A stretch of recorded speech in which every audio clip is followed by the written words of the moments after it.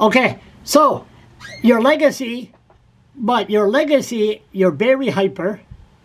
You're all over the place. You remind me of Michelle Conroy. You know her from the People Alliance in Miramichi, and she slaughtered Kevin Vickers because Kevin Vickers, hey, I haven't been in the area for 40 years. Vote for me. I shot somebody.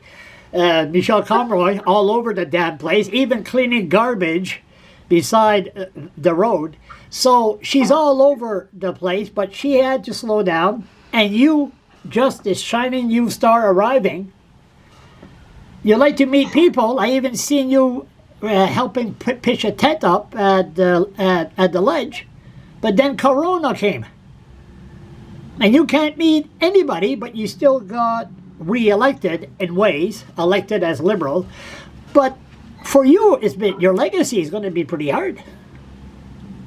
Well, I mean, thankfully we have technology like Zoom or FaceTimes, and in a lot of ways, I can connect with more people than I did before. It's just not in the same way. So in a day, I can meet with people nationally. I can meet with so many stakeholders around the province, in the riding, constituents, through Zoom, and there's no commute time. So we just kind of pack our days with as many meetings as we can to try to stay connected.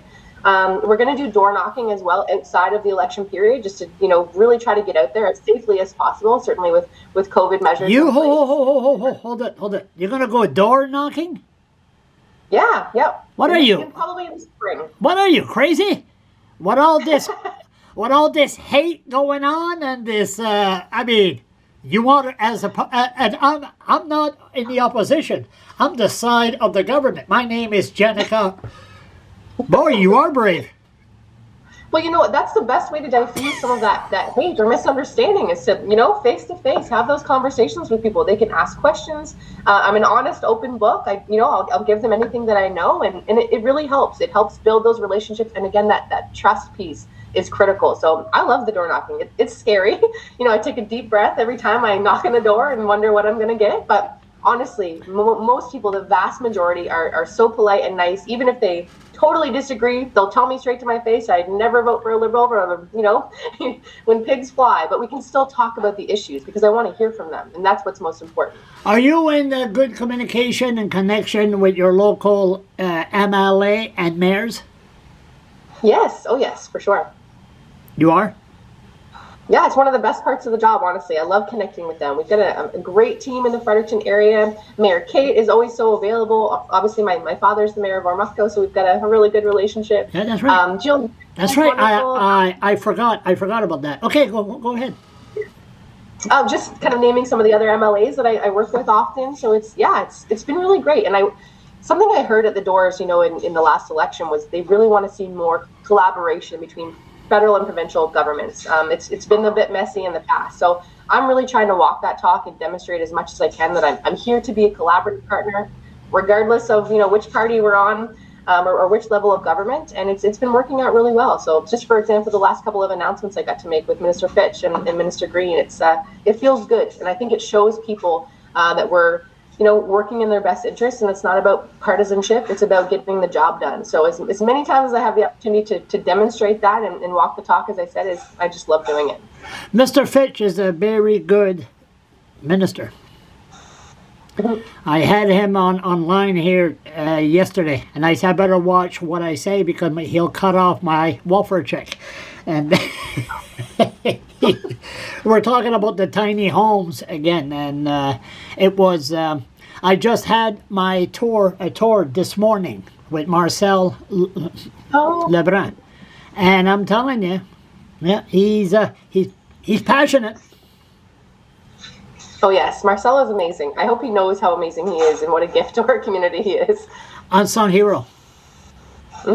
Absolutely. Well, that's the thing, even yesterday making that announcement, I saw some comments online where it's like, none of this would have happened without Marcel's initial investment, all of his work, understanding the the wraparound supports and what sense of community really is. And as politicians, we just get to be there and kind of be the, the gatekeepers of some of the funding, but it's about those community partners, and it's their work that's the most important and should be highlighted. So Marcel LeBrun, you are the champion.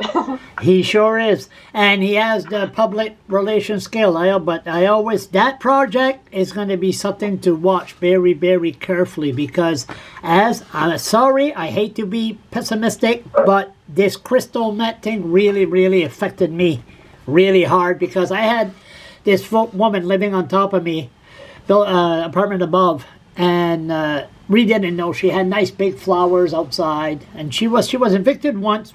I never been there. I didn't know what's going on, so they got her back, but then she evicted her again, and at the end, she was on crystal meth, never flushed the toilet for 3 months. Flower beds in the bathtub, about 5 of them. The sink was broken in half in the washroom. The garbage was piled up till the ceiling. And you see marking on the wall, fly catchers off the ceiling in February. And you see stuff like that. And then the Fredericton High School, they try to help them. They cost $20,000 in damages. And if you have a person say, okay, I'm a reform, I seen the light, then you go in a place like that. And then if you start the old Met people on crystal meth coming, it's total different ballgame than 3 years ago. It's not the same. It's not the same poverty. If you got a person with mental illness, I'm talking too much here. If you got a person on mental illness that don't drink, not on drugs, okay, just mental issues, get help.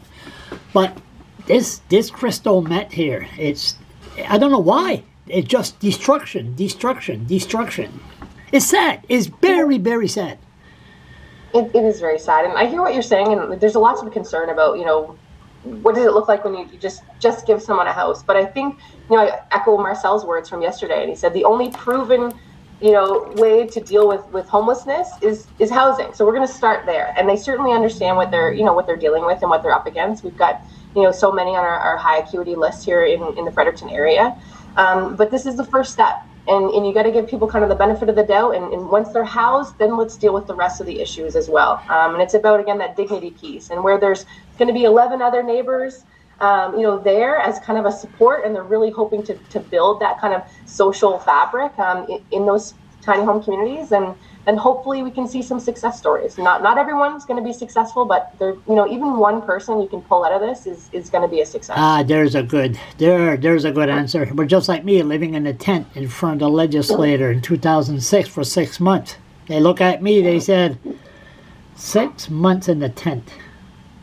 Wow. Oh, flashback again. Turn around, they asked me, they said, was it worth it? I said, listen, if it could stop one kid, because I was protesting against Ritalin, and I said, if it could stop one kid from not taking Ritalin, it was worth it. It was worth it.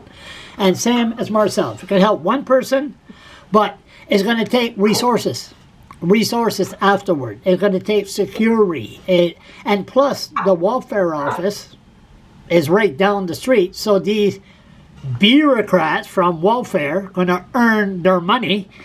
You could just go there, get some help. What are you doing here? Well, you're my neighbor. Hi, Charles. I'm really sorry. And then it's all right. I was just going to say I'm out of hand here. Okay, that's all right. Did I miss anything? I don't know. Happy New Year. I hope 2022 is a lot nicer to all of us. I am certainly putting a lot behind me the last year, and I'm really looking forward to what's to come. And I hope we have many more of these conversations as well. How much, when is this corona going to be over?